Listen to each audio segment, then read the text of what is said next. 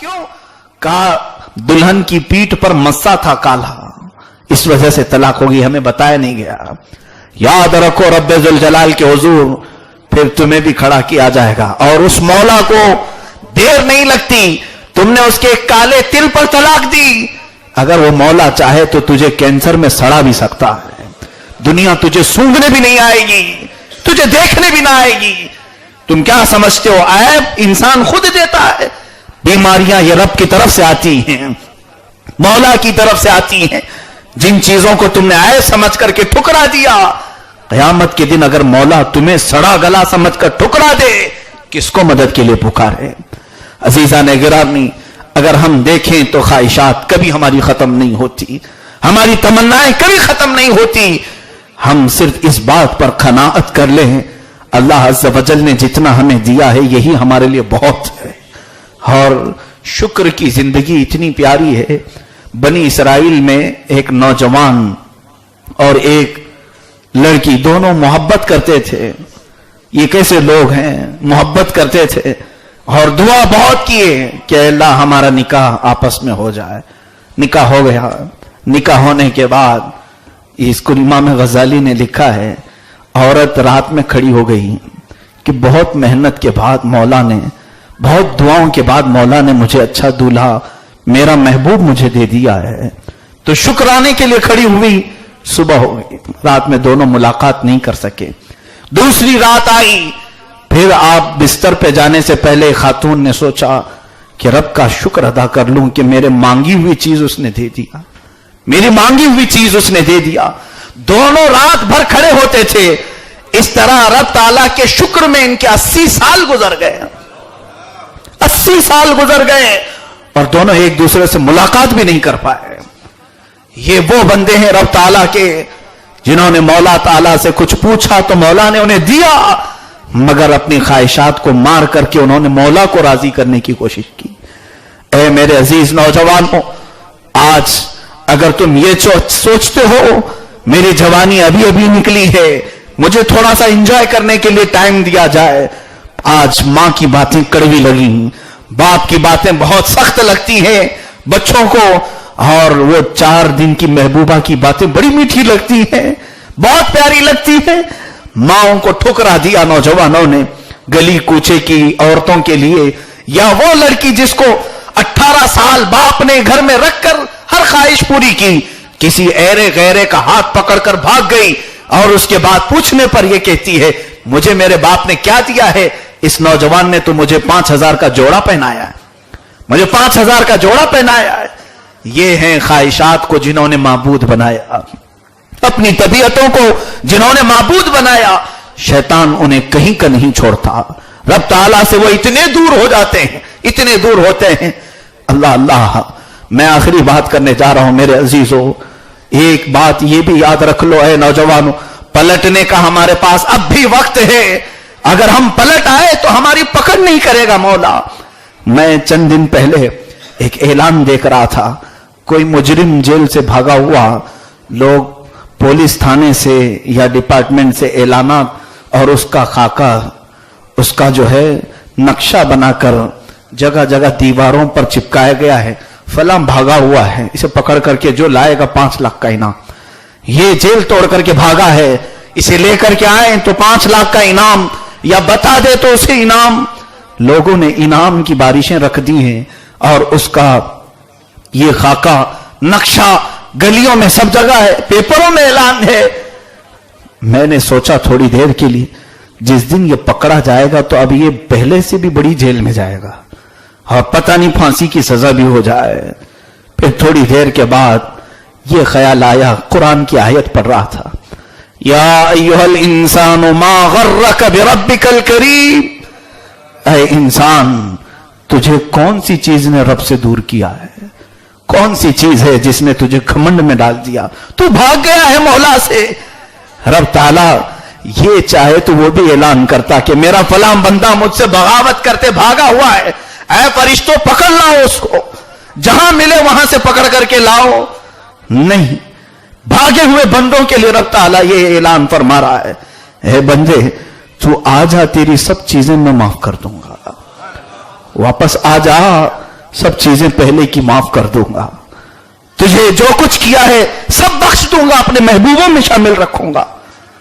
बंदे जो भागे हुए मौला से दूर, अपनी ख्वाहिशात को जिन्होंने माबूद बनाया, ऐसा नहीं है मेरे अजीजों कि अब तो हमारे गुनाह बहुत हो गए, अब मैं तौबा करूं तो मेरा मौला क्या करेगा।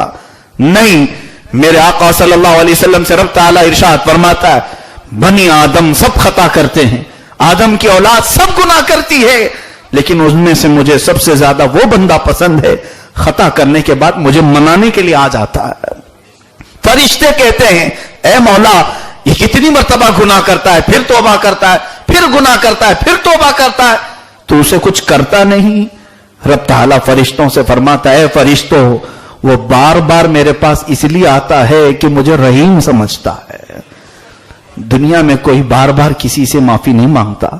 पहली मर्तबा एक बार हो गया, दूसरी बार हो गया, तीसरी बार जाने के लिए उस आदमी के पास कदम लड़खड़ाते हैं। वो अगर ये कह दे कि ये तो तेरी आदत, बार बार तू करता है फिर आता है, आज के बाद हमारी तो आदत ये है कि दूसरी बार भी हम नहीं करते माफ। पहली बार हो गया, दूसरी बार पकड़ा जाए नहीं माफ करते, लेकिन रब ताला फरमाता है 70 बार गुनाह करके फिर भी वो मेरे पास आए, मैं उसे माफ कर दूं, उसके माफ कर दूं। मेरे अजीजों, पलटने का वक्त है। नौजवानों से मैं गुजारिश करूंगा, ख्वाहिशात को जिन्होंने अपना माबूद बना लिया, उनके जाने के वक्त रब ताला की तरफ से फिर ये सदा आएगी, ए बंदे तुझे मैं जिंदगी भर बुलाता रहा, तू नहीं आया, जिंदगी भर बुलाता रहा, तू मेरे हुजूर नहीं आया, चंद दिनों के बाद देख तुझे मेरे बंदे पकड़ करके लाएंगे। कैसे पकड़ करके लाएंगे? तेरी नाक में रूह ठोंस करके, तेरे अंगूठों को बांध करके, तुझे सफेद कपड़े पहना करके मेरे पास उठा करके लाएंगे और बेयारो मददगार छोड़ करके चले जाएंगे। उससे पहले कि तू जिंदगी में आ जा, जिंदगी में आ जा, तुझे पकड़ करके तेरे दोस्त लाकर मेरे पास छोड़ देंगे, जिनकी दोस्ती पर तू घमंड करता है, जिनकी रिश्तेदारियों पर तू फख्र करता है, ये पकड़ करके मेरे ही पास लेकर के आएंगे, तुझे मेरे ही पास ला करके छोड़ जाएंगे।